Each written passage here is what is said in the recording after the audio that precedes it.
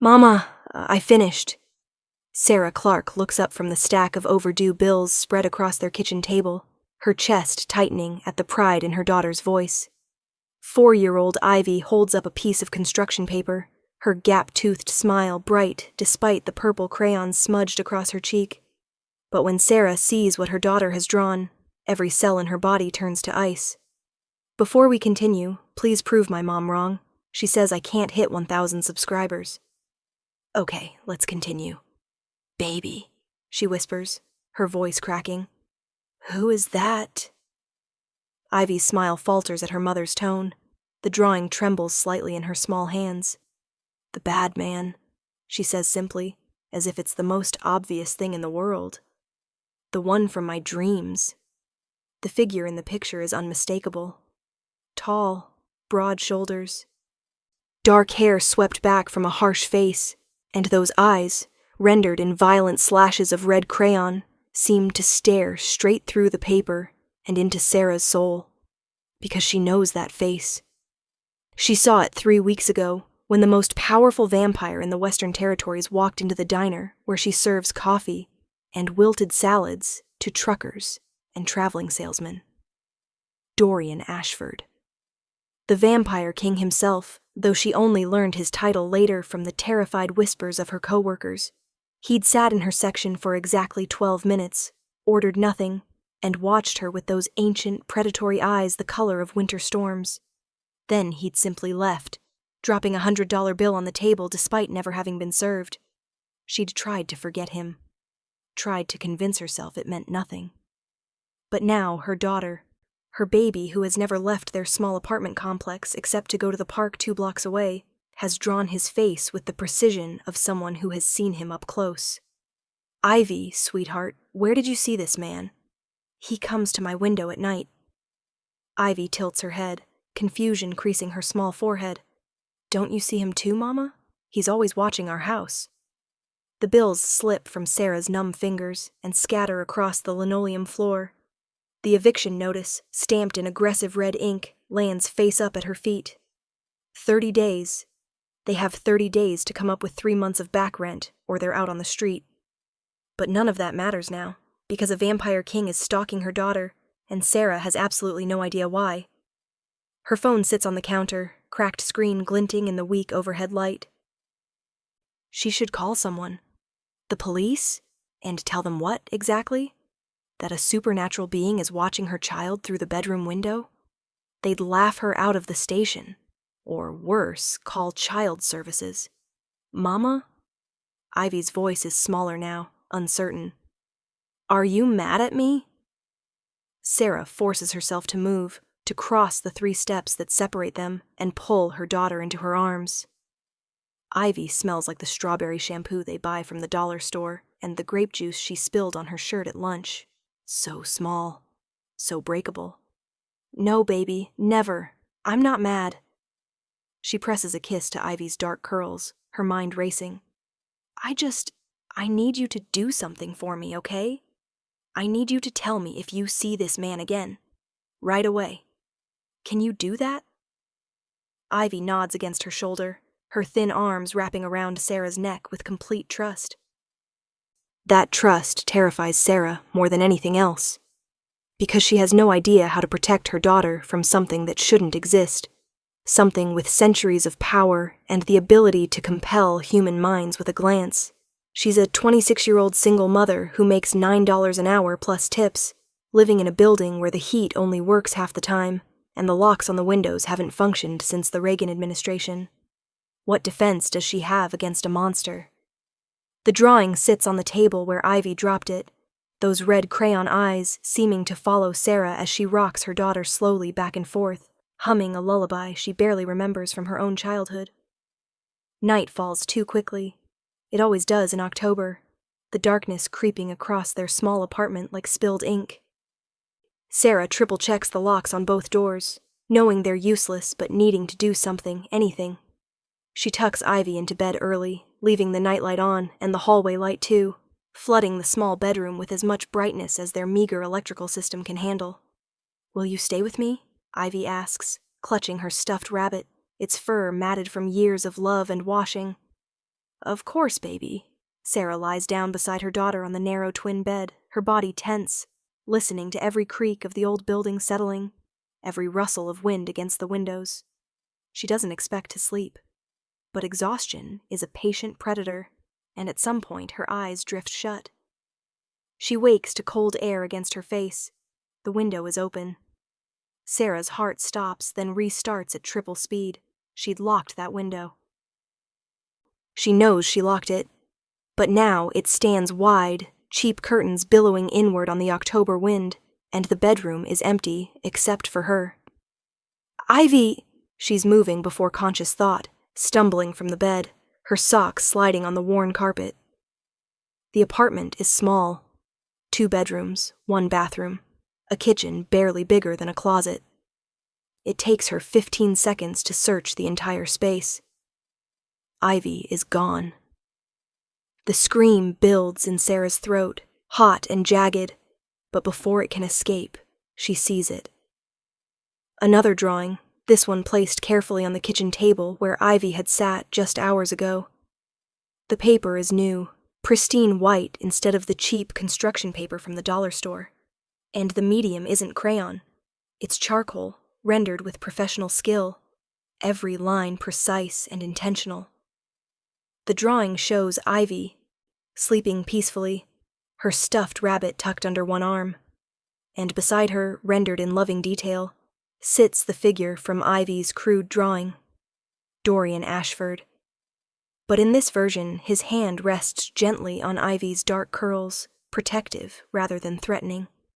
At the bottom, in handwriting that belongs in a museum display of medieval manuscripts, are 5 words that stop Sarah's heart. She is safe with me. Sarah's vision tunnels.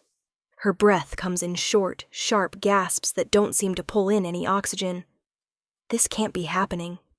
This is the kind of thing that happens in nightmares or news reports about other people's tragedies, not to struggling single mothers in Cleveland, Ohio.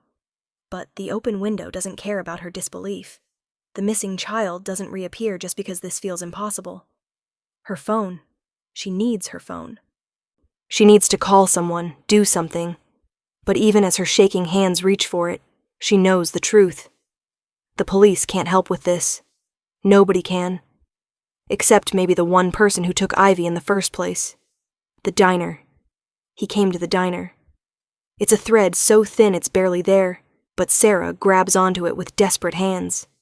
If Dorian Ashford wanted her to find him, if this is some kind of sick game or test or whatever immortal predators do for entertainment, then maybe he'll come back to where he first saw her. She's out the door in under 3 minutes, not bothering with a jacket despite the cold, her feet shoved into sneakers she doesn't tie. The streets are empty at 2 a.m, yellow streetlights casting sickly pools of illumination across cracked sidewalk. The diner is 6 blocks away. She runs. Her lungs burn. Her legs ache. None of it matters. The diner's neon sign flickers against the darkness, half the letters burned out, so it reads TM's DNR instead of Tom's Diner. The windows glow with fluorescent light, revealing the familiar interior of cracked vinyl booths and a counter that's been wiped down 10,000 times. And sitting in the same booth he occupied 3 weeks ago, as if he's been waiting for her this entire time, is Dorian Ashford. Sarah hits the door hard enough to make the bell above it scream. The night cook, Miguel, looks up from his station with startled eyes, but she doesn't spare him a glance. She marches straight to that booth, her fear transmuted into fury by adrenaline and desperation. Where is she? Her voice cracks like a whip through the empty diner. Where is my daughter? Dorian looks up slowly. In the harsh fluorescent light, he's even more devastating than she remembered. His face could have been carved from marble by an artist who understood beauty as a weapon. High cheekbones, a mouth that manages to be cruel and sensual at once, and those eyes. God, those eyes. They hold centuries, and right now they're fixed on her with an intensity that makes her skin prickle. Sit down, Sarah. How do you know my name? But even as she asks, she realizes how stupid the question is. Of course he knows her name. He's been watching them, stalking them. Sit down. It's not compulsion, not the vampire trick she's heard whispered about in stories. But there's command in his voice that makes her body want to obey, despite her terror and rage. She remains standing, her hands curled into fists at her sides. I will call the police. I will scream this entire building down. I will. Your daughter is in the penthouse suite of the Ashford Hotel, sleeping peacefully in a bed that costs more than you make in a year, watched over by my most trusted guard. Dorian's voice is calm, almost gentle, which makes it more frightening somehow. She is safer there than she has been in months, possibly her entire life. The words hit Sarah like physical blows. You had no right. I had every right. Now there's steel in his voice, cold and absolute. Sit down and I will explain. Or continue standing there shaking with impotent rage while your daughter sleeps in comfort for the first time in recent memory. Your choice. Sarah's legs fold without her permission. She collapses onto the booth seat across from him, her body finally acknowledging what her mind refused to accept. She has no power here, no leverage, nothing except the desperate hope that whatever this creature wants, it doesn't involve hurting Ivy. Why? Her voice comes out smaller than she intends. Why my daughter? What could you possibly want with a 4-year-old? Dorian leans back, his expensive suit jacket shifting to reveal a glimpse of dark shirt beneath. He looks impossibly out of place in this grimy diner with its coffee-stained menus and peeling laminate tables. 4 months ago, there was an incident at St. Catherine's Cemetery. Do you remember? Sarah's mind struggles to shift gears, to follow this apparent non sequitur. The vandalism? Not vandalism. A summoning ritual performed by 3 very stupid young vampires who thought they could control forces beyond their comprehension. His jaw tightens. The first crack in his composed exterior. They opened a door that should have remained closed, and something came through. This is insane.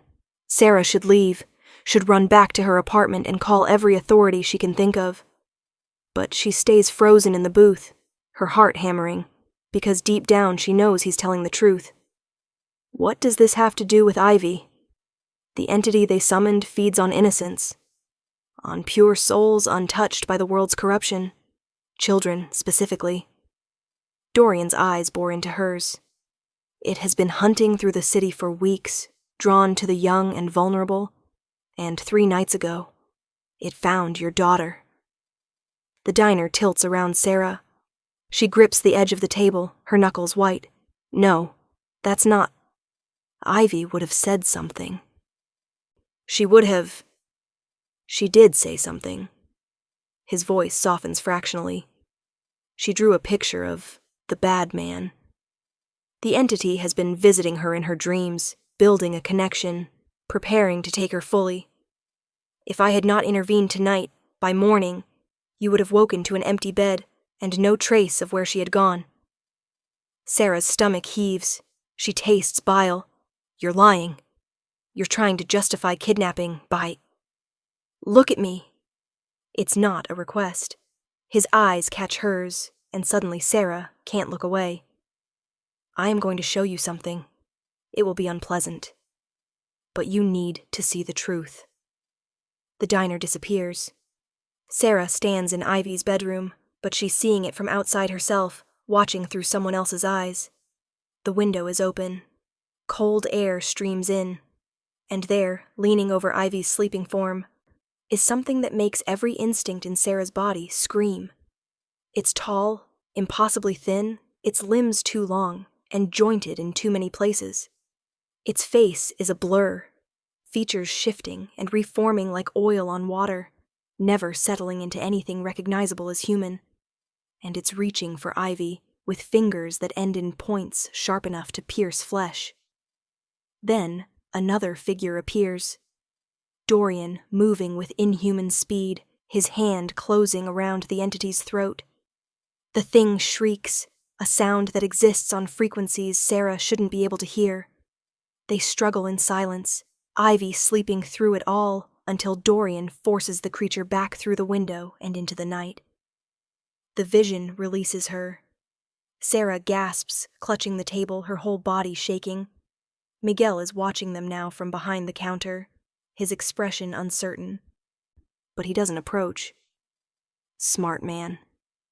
That thing has been visiting her for weeks, her voice barely functions. And you fought it? I have been guarding your home every night since I first sensed its presence in your neighborhood. Tonight, it finally moved to take her physically, rather than just through dreams. I could not risk leaving her in that apartment any longer. Dorian's expression is unreadable. The entity is weakened, but not destroyed. It will return. And next time, it will not be so easy to drive away. So what? You just took her? You didn't think to maybe knock on my door and explain this? Would you have believed me? His eyebrow arches. Or would you have called the police and barricaded yourself in your apartment, making it even easier for the entity to claim her? Sarah wants to argue. But the horrible truth is she doesn't know what she would have done. Probably exactly what he said. Why didn't it take me? I'm her mother. Wouldn't it need me out of the way? It did try. Twice.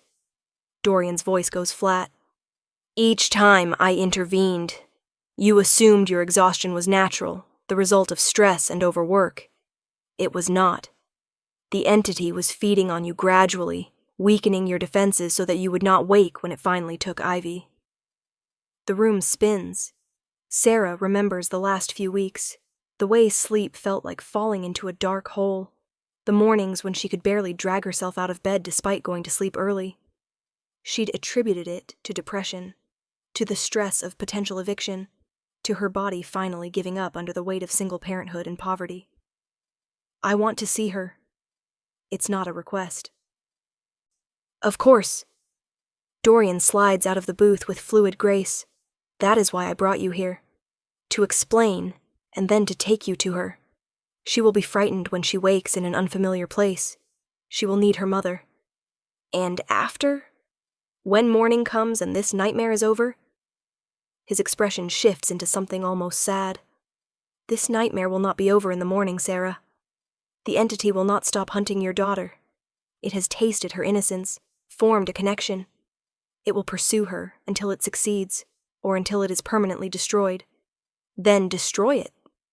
Her hands shake on the table. You're a vampire king, or whatever. Destroy it. I am working on locating the entity's anchor point, the source from which it draws power. Once found, I can banish it permanently, but this takes time. Days, possibly weeks. He pauses. During which your daughter cannot return to your apartment. It is not safe. And there it is. The real reason he brought her here, showed her those visions. Not kindness, manipulation. You want me to leave Ivy with you. I want you both to stay under my protection until this threat is eliminated. His voice is careful now, measured. The Ashford Hotel has wards, protections that have stood for over a century. The entity cannot enter. You and Ivy would have your own suite, comfortable accommodations, anything you need. And she would be safe. In exchange for what? Because nothing is free, especially not from creatures that have lived long enough to watch empires fall. Dorian is quiet for a long moment. When he speaks, his voice carries weight that presses against Sarah's chest. Your daughter should not exist. The words make no sense. What? Ivy carries bloodline markers that should not appear in human children. Genetic echoes of vampire ancestry, diluted through so many generations it should be impossible to detect. He leans forward slightly. But I detected it the moment I walked into this diner 3 weeks ago. Your daughter is descended from my line, Sarah. Somehow, impossibly, she carries my blood in her veins. The fluorescent lights buzz overhead. Miguel drops something in the kitchen. The clatter overloud in the sudden silence. That's impossible, Sarah whispers. My family is human. We've always been human. My parents, my grandparents. There's no vampire anywhere in. How far back does your knowledge of your family tree extend? 3 generations? 4? Dorian's eyes don't leave her face. I am 837 years old. I have had many children across the centuries, most of whom I never knew. They lived human lives, had human children, and those children had children, on and on, until the blood was so diluted it became undetectable. Except in rare cases. Cases like Ivy, where the genes aligned in just the right way to resurrect something that should have remained dormant. Sarah's brain refuses to process this. You're saying you're my great-great-great-great-grandfather? Something along those lines. The exact number of greats is irrelevant. He waves a hand dismissively. What matters is that Ivy is my blood, my family, and I protect what is mine. There's possession in his voice that sends shivers down Sarah's spine. Not romantic possession, not yet, but something older and more primal. The way ancient kings spoke of their kingdoms, their subjects, their legacy. So this is about ownership. Bitterness floods her mouth. You think because Ivy has some distant genetic connection to you that gives you the right to take her? I think that genetic connection is why the entity targeted her in the first place. His voice hardens. These creatures are drawn to vampire bloodlines like sharks to blood in the water. They sense the power, even when dormant, and they hunger for it. Ivy is in danger specifically because of what she carries in her DNA. Because of me. That doesn't give you the right. It gives me the responsibility. He cuts her off, his tone brooking no argument. And unlike you, I have the resources to keep her safe. You can barely afford rent, Sarah. Your landlord is 3 days from filing official eviction paperwork.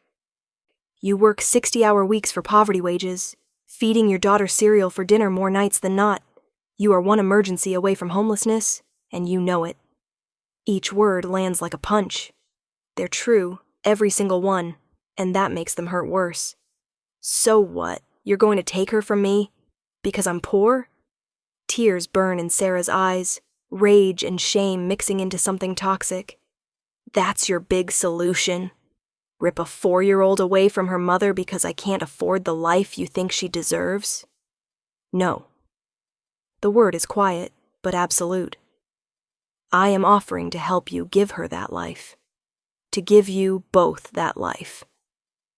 Sarah stares at him. In exchange for what? She asks again, because the question remains unanswered. Dorian is silent for a long moment. Then he stands, straightening his jacket, and holds out one hand. Come. See your daughter. The rest we can discuss once you are satisfied she is unharmed. She doesn't want to take his hand. Doesn't want to accept anything from this creature who has upended her entire world in the space of hours. But the desperate need to see Ivy, to hold her and confirm she's safe, overrides everything else. Sarah places her palm in his. His skin is cool but not cold, his grip careful, as if he's constantly aware of his own strength and the fragility of human bones. He helps her from the booth with old-fashioned courtesy that would be charming under any other circumstances. Outside, a car waits. Not just a car. A Rolls-Royce gleaming black under the streetlights, with a driver in an actual uniform standing beside the rear door. You have got to be kidding me, Sarah mutters. I do not travel in economy vehicles. Is that amusement in his voice? One of the few perks of immortality worth maintaining. The drive to the Ashford Hotel takes 12 minutes.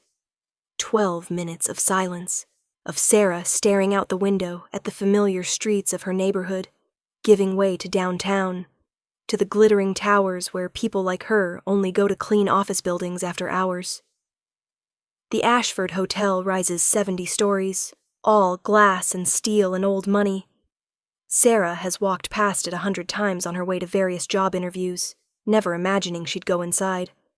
The penthouse elevator requires a special keycard. The ascent is smooth enough that Sarah barely feels movement, just the floor numbers ticking upward at impossible speed. Dorian hasn't touched her since helping her into the car, but she feels his presence like heat against her side, hyper-aware of every breath he doesn't take, every movement too fluid to be human. Does it bother you, she asks suddenly, being dead? He glances at her, surprise flickering across his features. I am not dead. My heart beats, though slowly. I breathe, though I do not require it. I am simply more than human. And no, it does not bother me. I have long since forgotten what purely human existence felt like. Do you miss it? One cannot miss what one does not remember. The elevator doors slide open. This way. The penthouse is obscene.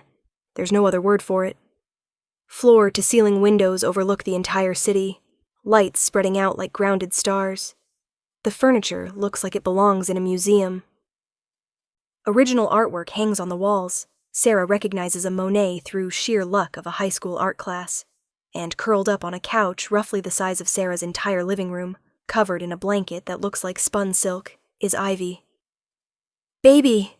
Sarah's across the room before thought, dropping to her knees beside the couch, her hands frantically checking her daughter for injuries. Ivy, sweetheart, are you okay? Are you hurt? Ivy blinks sleepily, confusion clearing into recognition. Mama? She sits up, rubbing her eyes. Where are we? This place is so pretty. No fear, no tears. She's not scared at all. We're somewhere safe, baby. Sarah pulls Ivy into her arms, breathing in her strawberry shampoo, feeling the solid warmth of her small body. Did anyone hurt you? Did the man who brought you here? Mr. Ashford? He's nice.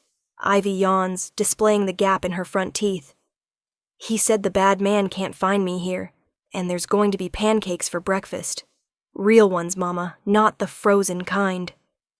Sarah's throat closes. She looks over her shoulder at Dorian, who stands near the windows, giving them space but watching with those ancient, unreadable eyes. She's been awake for approximately 40 minutes, he says quietly. Long enough for me to explain, in terms a 4-year-old could understand, that she was in danger and that this was a safe place. She was remarkably calm about the entire situation. Because children are resilient, Sarah says tightly. Not because any of this is okay. I did not claim it was okay. I claimed it was necessary. A door opens and another figure enters. A woman, tall and elegant, with the same predatory grace that marks Dorian. Her eyes flick to Sarah with brief assessment before settling on Dorian. The east perimeter is secure. Kieran is still tracking the entity's movements through the old quarter. Good. Thank you, Nessa. Dorian nods dismissal, and the woman vanishes as silently as she appeared. My head of security, he explains to Sarah. She and her team will ensure nothing breaches the hotel's defenses. I want to take Ivy home. But even as Sarah says it, she knows how hollow it sounds. Home to what? An apartment with broken locks and an entity that wants to steal her daughter's soul? Stay tonight. It's not quite a command, but it's close. Let your daughter sleep safely. Let yourself rest without fear. Tomorrow we can discuss long-term arrangements. Long-term arrangements? Sarah's laugh is bitter. You mean the part where I owe you for this? Where you call in whatever debt you think I've incurred? Dorian crosses to them slowly, his movements deliberate, giving Sarah time to react if she wants to flee. He crouches down so he's at eye level with both of them, his gaze steady on Sarah's face. I want nothing from you that you are not willing to give, but I will not apologize for protecting my bloodline, for protecting family, no matter how distant the connection. He glances at Ivy, who has fallen back asleep against Sarah's shoulder. She deserves more than survival, Sarah. She deserves safety, comfort, a childhood free from fear. And you can give her that. It's not a question. Yes. In exchange for what? Sarah asks for the third time, her voice breaking. Because immortal vampire kings don't hand out charity. So what is it you want? Dorian is quiet for so long she thinks he won't answer. Then, finally, time. I want time to know my descendant, to understand who she is, what she might become. And I want time to understand how a woman like you produced such a remarkable child while living in circumstances that would break most people. It's not the answer she expected. That's it?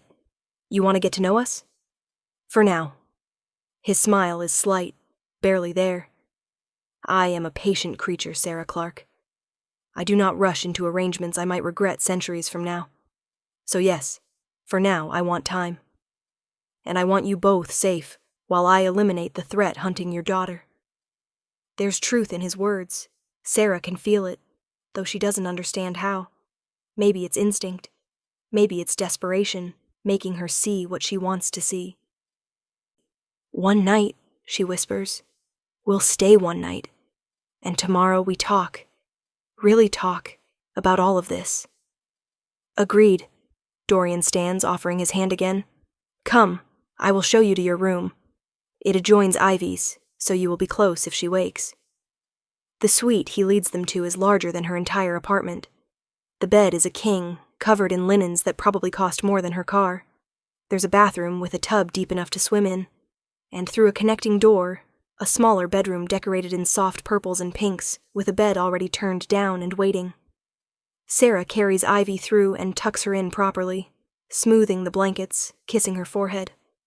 Her daughter doesn't stir, exhausted in the way only small children can be. When Sarah returns to the main room, Dorian is still there, standing near the window. There are clothes in the closet, if you wish to change. They should fit reasonably well. He pauses. I will be in the penthouse office if you need anything. Nessa will be stationed outside your door. A guard. Of course. Protection. The entity cannot enter the hotel, but I take no chances with what is mine. That possessive note again. Sarah should probably be more bothered by it. Thank you, she says quietly, surprising herself. For saving her. For whatever this is. Thank you. Dorian's expression softens fractionally. You do not need to thank me for protecting family. It is obligation, not kindness. He moves toward the door, but Sarah's voice stops him. Why didn't you just compel me? Make me cooperate?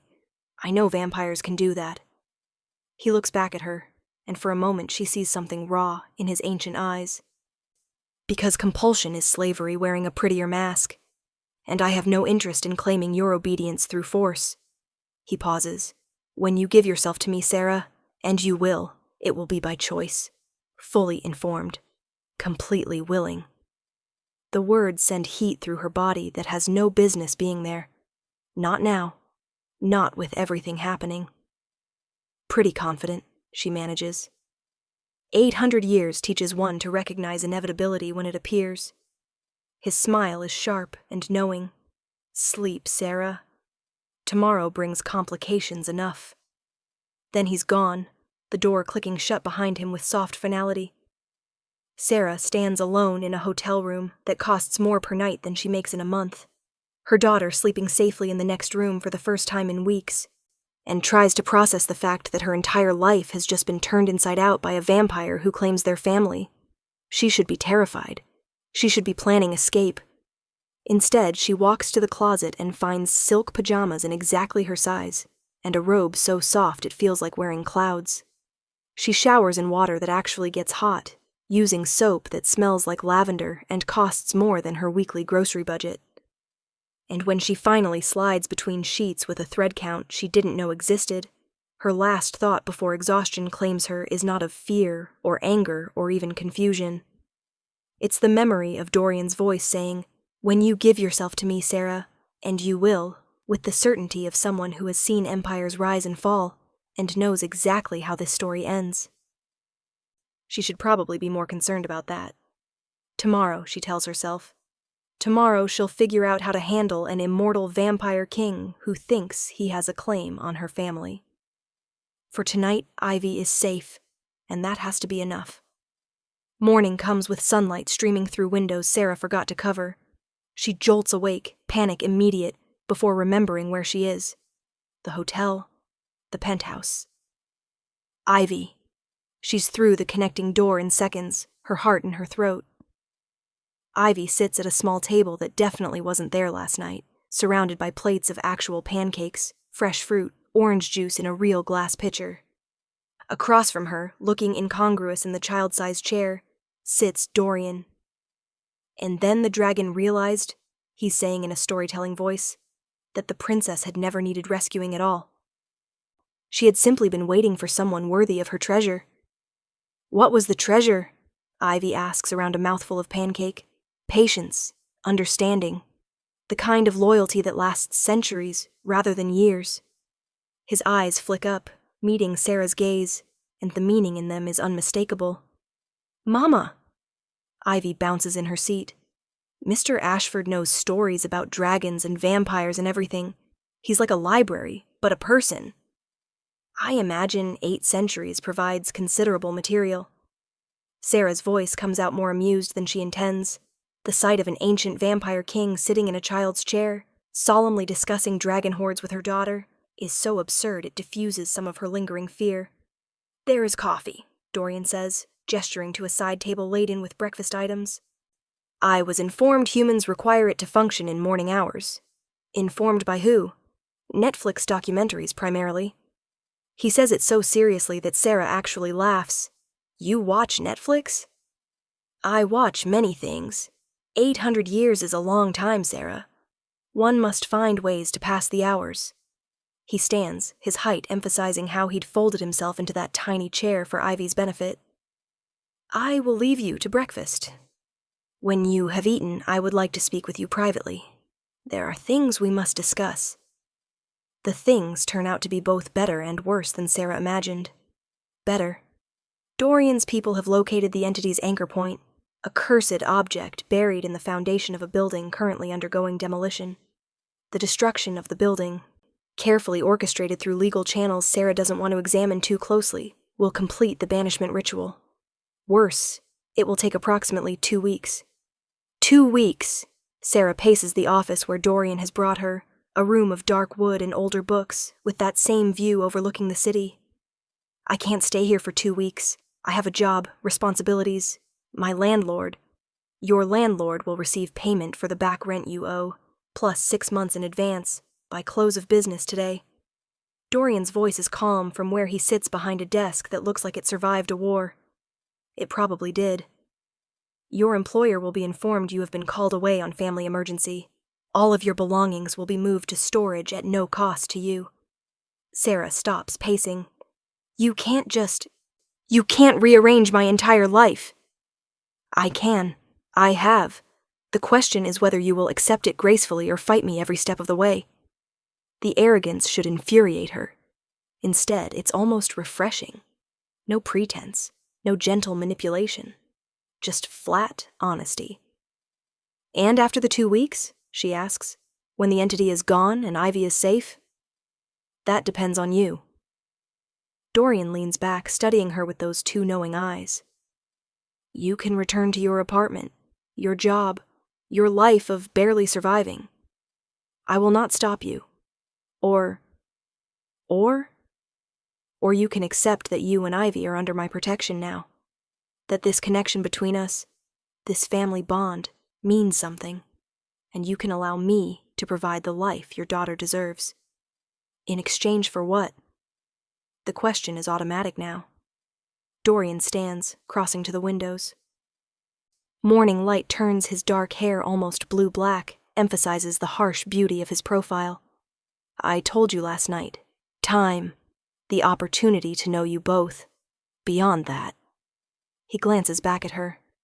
What do you imagine I want, Sarah? The honest answer catches in her throat. Because looking at him, seeing the way his gaze lingers on her face, feeling the pull between them that has nothing to do with vampire compulsion and everything to do with dangerous attraction, she knows what he wants. Her. Not just as a descendant's mother, not just as a responsibility, but as a woman, as something more. I'm not going to be your mistress, she says quietly. Some poor human you keep in a gilded cage for your entertainment. No. His agreement is immediate. You are not. If and when something develops between us, it will be as equals, as partners. But I will not pretend I do not feel the pull toward you, or that it is purely altruistic. He moves closer, but stops an arm's length away, giving her space. 800 years, Sarah. I have had lovers, companions, relationships that spanned decades. but I have never felt this specific combination of protection and desire. The need to shield combined with the need to claim. Because I'm Ivy's mother. That is part of it. But not all. Closer still until she can see gold flecks in those storm-gray eyes. You are strong in ways wealth cannot teach. You have survived circumstances that would break others. And you love your daughter with a fierceness I recognize because it mirrors my own nature. That combination, he pauses, that combination is intoxicating. Sarah's breath catches. I don't know how to do this. Any of this. I'm a diner waitress from the poor side of Cleveland. You're a vampire king who probably owns half the city. We're not exactly on equal footing. Then we will find equal footing together. His hand rises slowly, giving her time to pull away. When she doesn't, his fingers brush her cheek with devastating gentleness. I am asking for time, Sarah. Not commitment, not promises. Just time to see if this pull between us is real or simply circumstance. And if I say no, then I say no. Ivy remains under my protection regardless. You return to your life if you wish. I will not force anything. His thumb traces her jawline, but I do not think you will say no. He's right, damn him. Because despite everything, despite the insanity of the last 12 hours, Sarah can feel it too. The pull, the connection. The sense that her life was supposed to lead exactly here, to this moment, to this impossible man who should terrify her, but instead makes her feel safer than she has in years. 2 weeks, she whispers. We'll try this for 2 weeks, and then we see where things stand. Dorian's smile is slow and devastating. 2 weeks, he agrees. Then he kisses her. It's not what she expects. Not demanding or possessive. Just soft pressure, a question more than a claim. His lips cool against hers but warming quickly. One hand cups her face while the other settles at the small of her back, not pulling her closer, but simply holding her. Like she's precious. Like she's worth protecting. Sarah melts into it despite every logical reason not to, her hands coming up to rest against his chest. She can feel his heartbeat, slow but steady. Proof that he's not as dead as legend claims. When they part, both slightly breathless, Dorian's eyes have darkened to slate. 2 weeks, he repeats, voice rough. I can be patient for 2 weeks. The 2 weeks that follow are strange and wonderful and terrifying in equal measure. Ivy thrives. She has her own room, her own toys, access to more food than she's ever seen. Nessa, who turns out to be surprisingly good with children despite being a centuries-old vampire, teaches her card games and tells her stories about ancient Rome. Sarah finds herself with time. Actual time. No double shifts. No exhausted scrambling to figure out dinner from pantry scraps. No laying awake at night terrified of the next bill. Dorian keeps his promise about not forcing anything, but he's there. At breakfast, discussing philosophy with Ivy in terms a 4-year-old can understand. At dinner, asking Sarah about her day, her dreams, the life she'd hoped for before single parenthood and poverty narrowed her world. He takes them to museums, to parks, to a private screening room where Ivy watches her first ever theater movie and falls asleep on Sarah's lap halfway through. And gradually, carefully, he courts Sarah. Not with money, though God knows he has enough of it, but with attention. With questions that show he actually listens to her answers. With books he thinks she'll like, delivered to her room with handwritten notes in that medieval script. Why? She asks one evening, 10 days in. Ivy is asleep, and they sit on the penthouse balcony, overlooking the city lights. Why me? You could have anyone. Vampire women who understand your world, who'll live as long as you do. Why a broke human waitress with a kid? Dorian is quiet for a long moment. Do you know how many people in 800 years have challenged me, questioned my decisions, looked at me and seen not a king or a monster but simply a man? Not many, I'm guessing. 3, you are the 4th. He turns to look at her. You did not bow, did not grovel. When you thought I had taken your daughter, you stormed into that diner ready to fight me with your bare hands if necessary, despite knowing exactly what I was. That kind of courage is rare. That kind of love is rarer still. Most mothers would do the same for their kids. Perhaps. But most mothers did not produce a daughter carrying my bloodline. Most mothers are not descended from families I watched over centuries ago. Most mothers do not look at me and see past the myth to the man. His hand finds hers. You are extraordinary, Sarah. The fact that you do not realize it only makes you more so. On the 14th day, Dorian's people destroy the entity's anchor point. Sarah feels it happen, a sudden lightness in the air, like pressure releasing. Ivy, playing with blocks in the other room, looks up and smiles. The bad man is gone, she announces. I can feel it. That night, after Ivy is asleep, Dorian takes Sarah back to that balcony. The threat is eliminated. You are both safe. His voice is careful, which means you are free to leave, as we discussed. Return to your life. I will not stop you. Sarah looks out at the city, at the lights spreading toward the horizon. Somewhere down there is her old apartment, her old job, her old life of barely surviving. She thinks about the last 2 weeks, about Ivy's laughter, real and unforced, about having time to breathe, about conversations with a man who has lived centuries and still finds her interesting, about the way Dorian looks at her like she's the most fascinating thing he's ever encountered. What if I don't want to leave? She asks quietly. His stillness is absolute. What are you saying? I'm saying, she turns to face him. I'm saying 2 weeks isn't enough. I want more time. I want to see where this goes. I want Ivy to keep smiling like that, and I want to keep having these conversations. And I want... She takes a breath. I want you. Dorian crosses to her in 2 strides, his hands framing her face, his eyes searching hers. Be certain, Sarah. Because once you say yes, once you accept this, I will not let you go easily. I am a possessive creature by nature, patient but possessive. I'm certain, and surprisingly, she is. I'm terrified and uncertain about 100 details, but I'm certain about this, about us, about giving this a real chance. His kiss is different this time. Not soft or questioning, but claiming, possessive, exactly what he warned her about. His hands slide into her hair, tilting her head back as he deepens the kiss, and Sarah responds with equal hunger, 2 weeks of tension finally released. When they part, both breathing hard, Dorian's eyes are nearly black. Mine, he murmurs against her lips. Say it. Yours. The word should terrify her. Instead, it feels like freedom. And you're mine. His smile is fierce and proud. Always.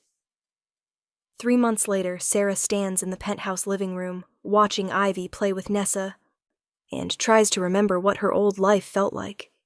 The fear, the exhaustion, the constant weight of survival. It seems distant now, like something that happened to someone else. Dorian's arms wrap around her from behind, his chin resting on her shoulder. Happy? He asks. Sarah leans back against him, letting his strength support her weight. Terrified, confused, completely out of my depth. She pauses. And yes, happy. Good. He presses a kiss to her temple. Because I intend to keep you both. Permanently. Is that a proposal? She's half joking. Not yet, but soon. His voice holds promise. When I ask you to marry me, Sarah Clark, it will not be in a moment of casual conversation. It will be public, unmistakable, and you will have no doubt about my intentions. I look forward to it. And surprisingly, she does. Ivy looks up from her game with Nessa, her gap-toothed smile bright. Mama, can we go to the museum tomorrow? Nessa says there's going to be a special exhibit about ancient Egypt. We'll see, baby. But she already knows the answer is yes. Because they can. Because Ivy is safe. Because Sarah doesn't have to choose between her daughter's happiness and survival anymore. Because a vampire king looked at a struggling waitress and her child and decided they were worth protecting, worth claiming, worth loving. And Sarah, who had learned to expect nothing from life but hardship, has learned to accept miracles instead. Even miracles with fangs and storm-gray eyes that have seen centuries, but still look at her like she's the most important thing in the world. Ivy's drawing, the one that started all of this, hangs framed on the wall now. Not hidden or destroyed, but displayed. A reminder of how close they came to losing everything. And beneath it, in that same medieval script, Dorian has added a single line. Family protects family. Always.